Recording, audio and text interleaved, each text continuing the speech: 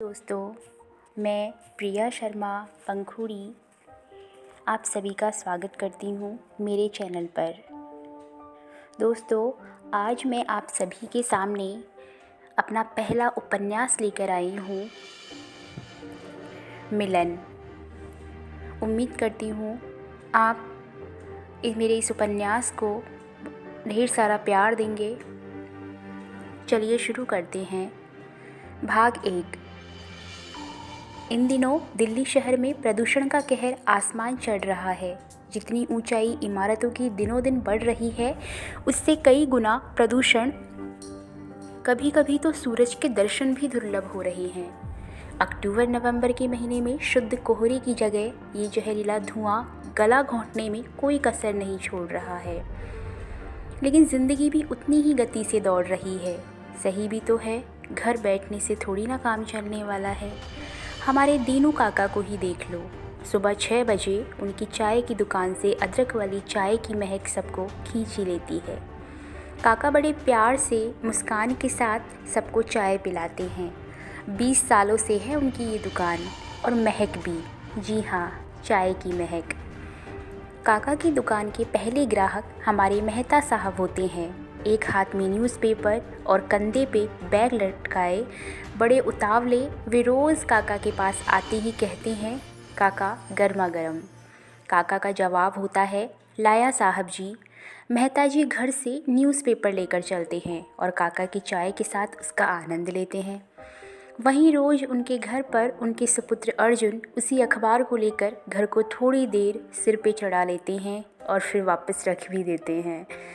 एक मध्यम वर्गीय परिवार से है अर्जुन, जो कि मेहता जी का बेटा है। उनके घर में उनकी पत्नी सुधा, बेटा अर्जुन, बेटी आकृति और घर के सबसे बड़ी बुजुर्ग उनकी माँ जानकी देवी जी हैं, जो घर के दोनों बच्चों को बहुत लाड प्यार भी करती हैं।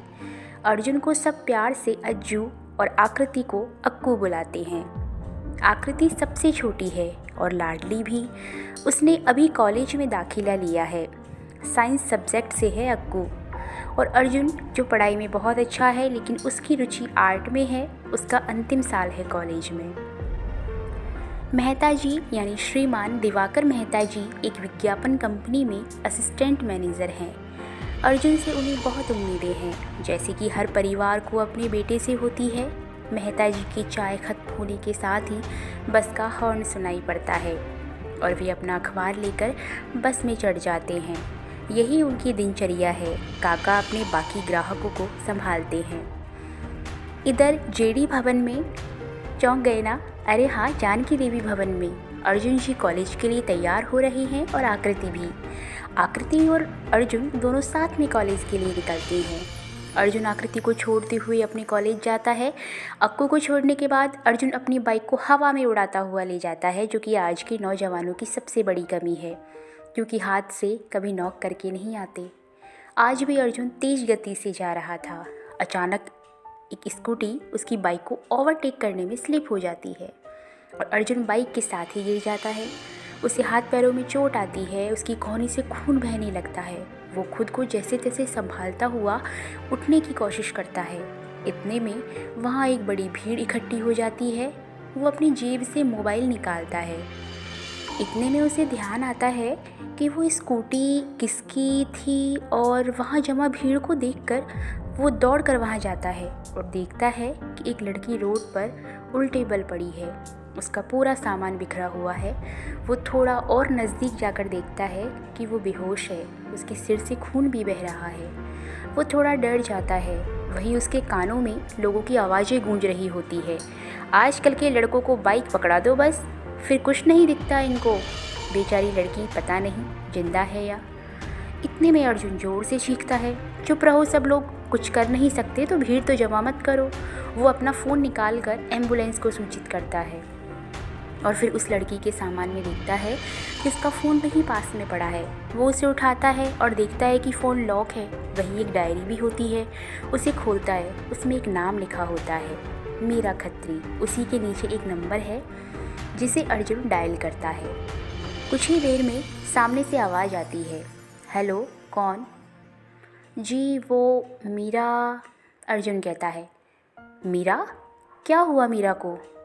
दूसरी तरफ से आवाज़ आती है, मीरा का एक्सीडेंट हो गया है, एम्बुलेंस पहुंच रही है, उसे सिटी हॉस्पिटल ले जा रहे हैं, अर्जुन कहता है।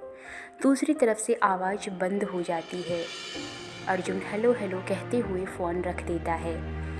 इतने में एम्बुलेंस वहां पहुंच जाती है और उस लड़की को ले जाती है, साथ में अर्जुन भी जाता है।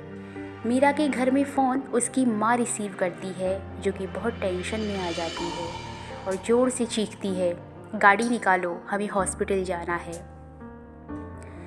आज के लिए बस इतना ही।